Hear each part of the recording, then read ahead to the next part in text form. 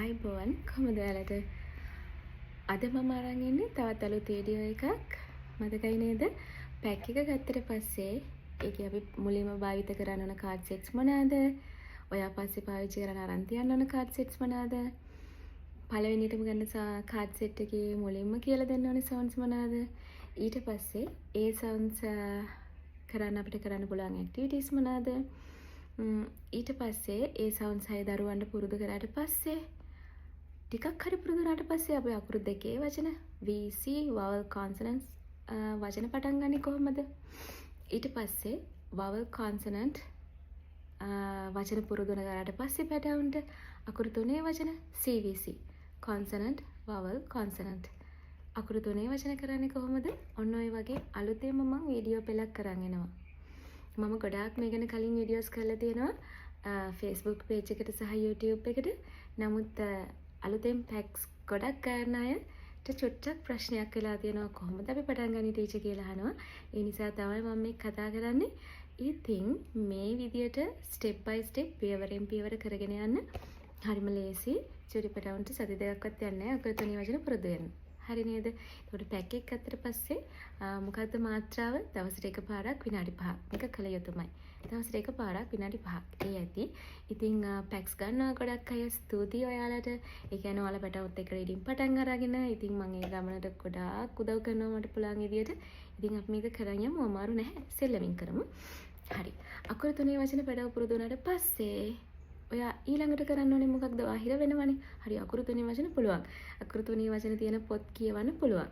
හරි දැන් මට මතක් වුණු වැදගත්ම කාරණාව අකුරු දෙකේ තුනේ වචන කියවන්න පැටවුන්ට පුරුදු වුණාට පස්සේ ප්ලීස් දිගටම අකුරු දෙකේ සහ තුනේ වචන තියෙන සරල ඉංග්‍රීසි පොත් දරුවන් එක කියවන්න නිතරම පටන් ගන්න. බෙඩ් ටයිම් ස්ටෝරීස් එහෙම නැත්නම් චුටි වෙලාවක් යා රිලැක්ස් වෙලා ඉන්න වගේ දැනුනම සෙල්ලමකට පස්සේ ස්ටෝරි බුක්ස් කියවන්න රීඩින් කරවන්න. එතකොට යාළුවට ආත්ම විශ්වාසය වැඩි වෙනවා. අපි දන්න වචනනේ දැන් මේ පොත්වල තියෙන්නේ කියලා යාළුවට පේනවනේ. එතකොට යාළුවට එනවා ආත්ම විශ්වාසය. රීඩින් එක වැඩි වෙන්නේ ආත්ම විශ්වාසය. ඒකයි කියවීම මිනිසා සම්පූර්ණ කරවන්නේ. ලොකු ආත්ම විශ්වාසයක් හැදෙනවා පැටව රීඩින් කරන්න ගනිද්දි. යාළුවට පුළුවන් වෙද්දි. ඉතින් අපි ඒක තහවුරු කරන්න එපා. ඒ නිසා අකුරු දෙකේ වචන කියවන්න පටන් ගත්තට පස්සේ ඊට කලිනුත් කියවිය යුතුමයි. වැඩිපුර ඉංග්‍රීසි පොත් කියවන්න වැඩිපුර ඉංග්‍රීසි පොත් කියවන්න හේතුව ඒකෙන් එයාලගේ ආත්ම විශ්වාසය අපිට වැඩි කරන්න පුළුවන්. හරි. ඉතින් අකුරු තුනේ වචන කරාට පස්සේ ඊළඟට ඔයාලා ඩයග්‍රැෆ්ස් කියලා දෙන්න ඕනි. ඩයග්‍රැෆ්ස් ගැන මම වීඩියෝස් දෙකක්ම කලින් කරා.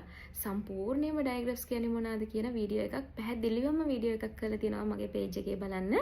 ඉතින් අද මම කියලා දෙන්නේ මේ ස්ටෙප්ස් ටිකනේ. ඉතින් මේ ස්ටෙප් එකේ ඊළඟ ස්ටෙප් එක අකුරු තුනේ වචන පුරුදු වුණාට පස්සේ ඩයග්‍රැෆ්ස්.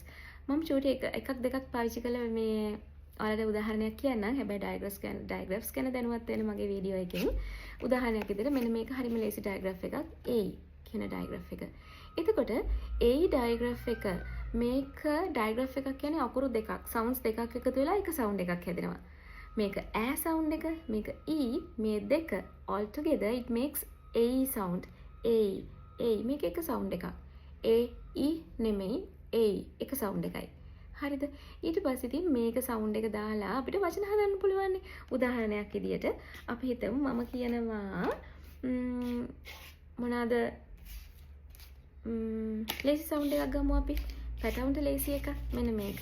මම කියනවා ඉස්සරහට ප ඒ පිටිපස්සට දානවා. මට මේ සවුන්ඩ් එක මෙතන හරියටම වචනේ හදන්න බෑ.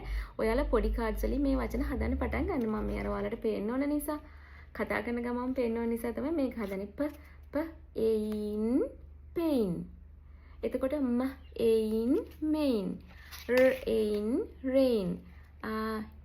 in train. ඒ විදියට. පැහැදිලි නේද? ඉතින් මේ විදියට ඩයග්‍රැෆ්ස් යූස් කරලා හෙමින් සැරේ වචන හදන්න.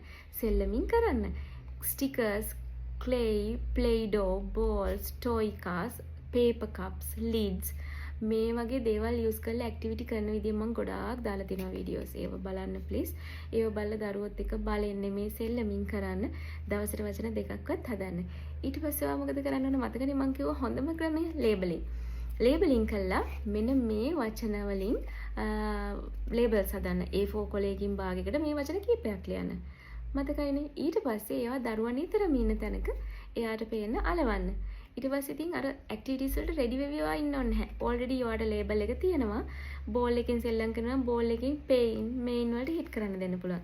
එහෙම නැත්නම් උයන වෙලාවට වෙන මොන හරි දෙයකින්. එහෙම නැත්නම් යාට ටොයි කාස් වලින් සෙල්ලම් කරනවා නම් ඒ ටොයි කා එක පේයින් උඩින් යවන්න කියන්න පුළුවන් මොන හරි දෙයක්. කොහොම වුණත් ලේබලින් කරන්න ප්ලීස්. ඒක තමයි හොඳම ක්‍රමය දරුවන්ට මතක හිටින්න අපිට දෙන්න පුළුවන්. ඒ නිසා මතකයිනේ ඩයග්‍රාෆ්ස් මොනවද කියලා දැනුවත් වෙන්න. දවස් 2කට 3කට සැරයක්වත් ඩයග්‍රාෆ් එකක් හඳුන්වලා දෙන්න. ඊට පස්සේ ඒක ලේබල් කරන්න. දවස් 2ක් විතර යාට ඒක ප්‍රැක්ටිස් කරලා ආයි අලුත් ඩයග්‍රාෆ් එකක් පටන් ගන්න. ඊට පස්සේ මෙන්න මේ මගේ පොඩි සවුන්ඩ් කාඩ්ස් වලින් ඒ ඩයග්‍රාෆ්ස් යූස් කරලා වචන හදන්න. ඒ එක මැදින් තියලා පොඩි සවුන්ඩ් කාඩ් එකේ එයින් මෙයින් එයින් පේයින් ඒ විදිහට ඔයාලට වචන හදන්න පුළුවන්.